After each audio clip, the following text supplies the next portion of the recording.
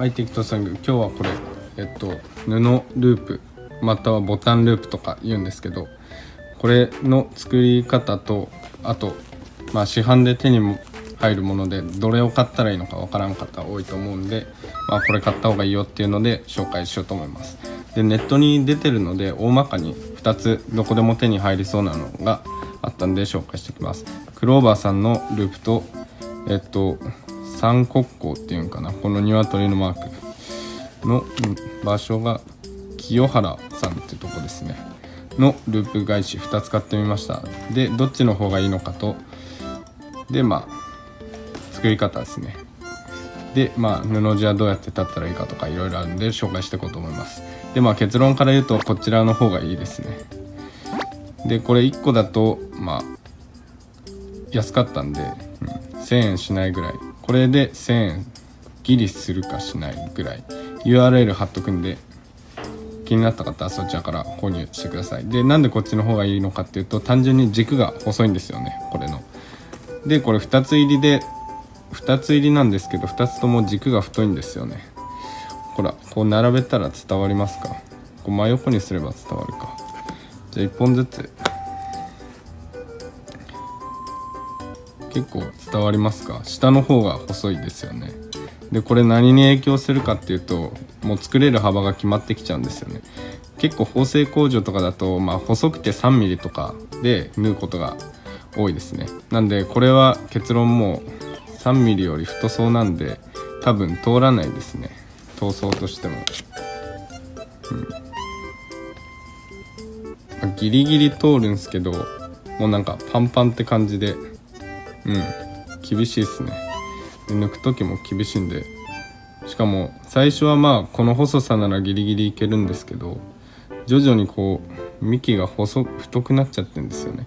でこっからどんどん入りづらくなるって感じなんで、細いループ作りたい方はこれあんま向かないですね。で値段も2本、このミニと2本セットで、1000円ぐらいだいたいなんで、しかもこの小さいの普通いらないっすよ。確実に小さいのにわざわざ変える必要ないというか、長いの1本あれば十分なんで、この細いタイプですね。この三国湖さんの細いタイプを僕はおすすめします。軸も細いし円形になってるのもまたいいという感じで、でこっちはカクカクしてるし、こっちの方なんか平べったかったり丸かったりして、僕的にあんま良くないですね、クローバーさんの方は。でじゃあまずループ作っていきますか。でさっき説明したんですけど、このボタンループは細くてだいたい幅3ミリ、それより細いとちょっと嫌がったりしますね、工場は。なんて言うんだろう、このひっくり返るまでの時間が意外と計算しづらかったりするんで、普通の縫製工場って1枚あたりの作業時間を出すんですよ。で1枚あたりだったら1時間枚数とか言うんですけど、それで普通に縫うだけだったら時間出しやすいんですけど、同じ場所縫うだけだから、これに関してはこうひっくり返るまでのこの引っ掛けてくるっとやるのが意外と計算しづらいところなんですよ。たまたま時間かかっちゃってとか、そういうのが起きやすいですね。でなおかつ細いとそういうのも確実に出てきやすいんで、嫌がられたりする。一般的なのは3ミリですね。じゃあ、作り方やっていきます。で布はバイアスですね。バイアスっていうのは皆さん分かりますよね。地の目がこうあるにして斜めで裁断すると。で斜めで裁断します。で幅は何でもいいです。今回じゃあ一番細い3ミリに挑戦してみようと思います。でなんでバイアスかっていうのを先に説明しとくと、言葉で説明しても苦手な人多いと思うんで、実際に用意してみました。こっちがバイアスで作ったもの、こっちが、ストレートで作ったものですね。で例えばこうやってボタンループつきますよね。でこうカーブさせるんですけど、こうカーブがついてこないの分かりますか？ボタンにこのボタンつけるに対して地の目、そのまま地の目とかで立っちゃうと、このカーブにやった時にこのカーブに布がついてこないんですよね。バイアスできるとそれが多少伸び縮みするんで、こういう急なカーブとか大きなカーブについてきてくれるんですけど、地の目で立っちゃうとこうカーブした時に地の目だから縦地は布が伸びないんですよね。なんでこういう風なカクカクしたループになっちゃうんですよね。これもうちょい別の布でやったらわかるんですけど、伝わってたら嬉しいですね。要するにバイアスじゃないとこうカクカクしたループになってしまう、つけた時に。でこちらバイアスで作ったものですね。でやるとこういう風に綺麗なカーブ描くの分かりますか？なんとなく急なカーブでもこう綺麗にカーブしてくれる。でこっちだとカクカクしたカーブ、なんとなく伝わりますよね、この2つを並べると。な感じでバイアスで立つという感じです。じゃあやってきますか。じゃあ裁断できました。でまずここを半分にアイロンした方がやりやすいんで、半分にアイロンします。折りで中心にこうやってアイロンする感じですね。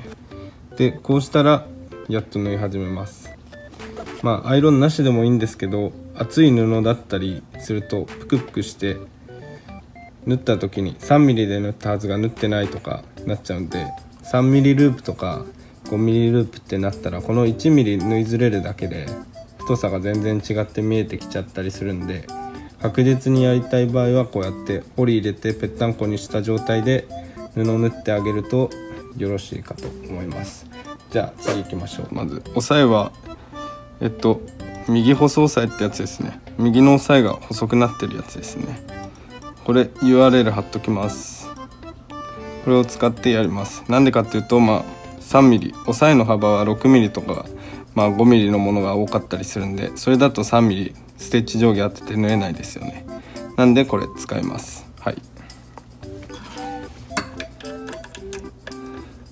と、ルーラータイプのこの定規使います。じゃあ縫っていくんですけど、まず今回の布は薄いんで 3mm でそのまま縫うんですけど、分厚いとどういう現象が起こるかっていうと、今こう布がバイアスあって、ここが半分に折ってますよね。で 3mm 縫ってひっくり返すんですけど、ひっくり返した時にこうなるんですよね。こうやって伝わりますか？ここ布の厚みが出るんですよね、ひっくり返した時に。これ縫って輪で縫ってひっくり返した時にこの布の厚みが出ちゃうんで、どうしてもだから分厚い布だったらこうやって膨らむんですよね、ストローみたいに。簡単に言うとだから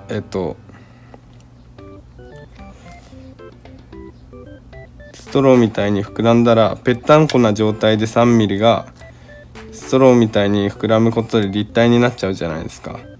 ってことは極端な例 3mm で縫ったら 2.5 とか 2mm になったりするわけなんですよね、簡単に言うと。なんでそれは布の厚みによって変わるんで、1mm 多く縫う、4mm で縫って 3mm になるとか 3.5mm で縫って3mm になるとか、そういう調整を必要になります。布が分厚くなればなるほど。じゃあ次いきます。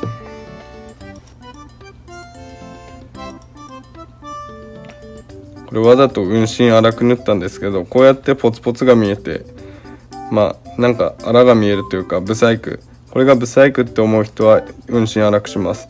これがよろしくないって感じなんで運針粗くして運針を細かくして縫うって感じです。なんで運針細かくするのも忘れずに。じゃあ縫ってきます。そのまま 3mm で縫う感じです。で縫ってきます。でポイントなんですけど、縫うのは 3mm なんですけど、縫い始めを、ちょっと大きくして縫います。今回は 5mm ぐらいで最初縫おうと思います。なんでかって言ったらひっくり返りやすいためですね。最初の口が細いと、あと返し縫いでゴロついたりして、3mm で縫っても 2.5 とか、布がひっくり返る時に、どうしてもひっくり返りづらいからですね。なんで、入り口をちょっと太くしてあげるっていうのが意外とコツですね。縫う時にもコツがあって、縫った後に縫い代が太くなったりするんで、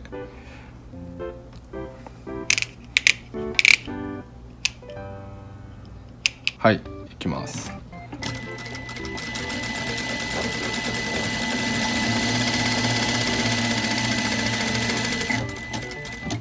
で最初の太くしたのが失敗したら嫌だって人は、予備に終わりも太くしてあげるとか、でもその太くした部分は使えないんで、それだけ注意してください。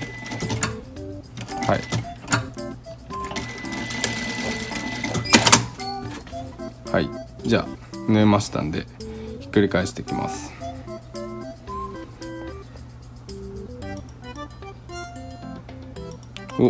斜めに切ります。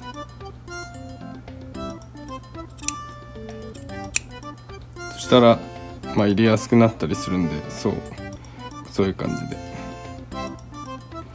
じで縫い代も切ります。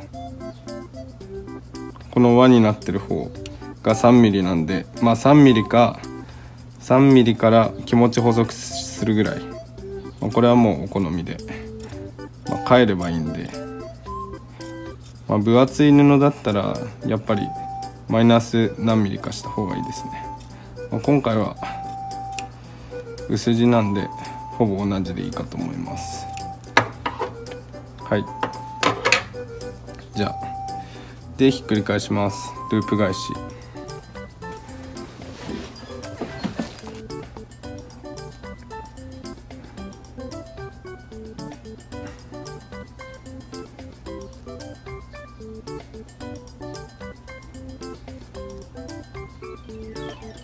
通してでこう開いた状態ですね。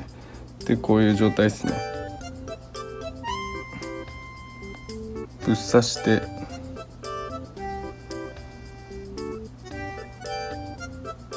こういう感じです。ぶっ刺して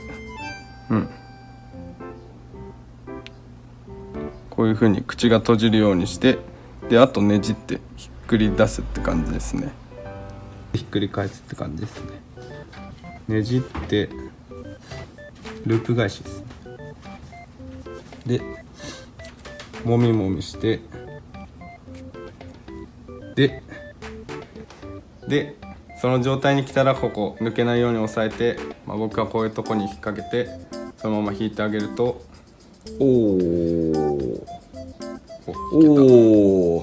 プリッといわゆるアメイジングって感じのコンプリートがいい、どっちがいいでここ見えますか？一応運針細かくしとるんで、運針そのままでいっちゃうとここがなんか縫い目がパカッと見えてブサイクとかになるんで、これ適当そうさ3センチ何針ぐらい？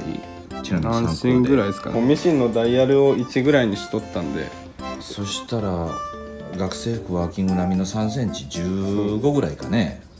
あんまライトブサイクなんで、そうだよね。視聴者の皆さん、この先のね、これがパッタンかぎ針というかね、フックになるように糸外れ防止のフックになってますね。これすごい。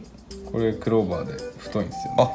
本当だ。でこれだと 3mm が入らないんで、へえ、すごいねっていうのがあるんで、幅全然違うね。細いに越したことないんで三国子さんで、じゃあこんな感じで終わります。ご視聴ありがとうございました。